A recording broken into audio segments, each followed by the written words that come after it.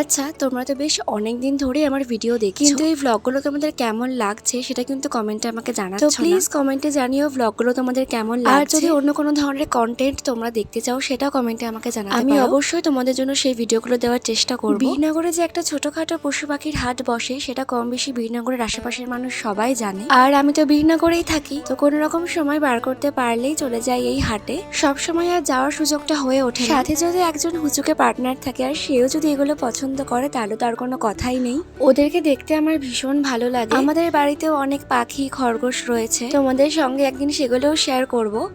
কিন্তু দেখো ওরা এই গরমের মধ্যে এতজন মিলে একসাথে খাঁচাতে থাকে, দেখলে পরে কষ্টই হয়। দেখো এই খরগোশটা কি সুন্দর না? আর এই মহারাজ, আমি যতক্ষণ ওখানে ছিলাম ততক্ষণ আমার দিকে পেছন ঘুরে বসেছিল। আর এই হাটে কিন্তু হাঁস, মুরগি, মাছ এই সমস্ত জিনিসও পাওয়া যায়। আচ্ছা, তোমরা কি জানো এই পাখিগুলোকে কি পাখি বলে? জেনে থাকলে আমাকে একটু জানিও তো।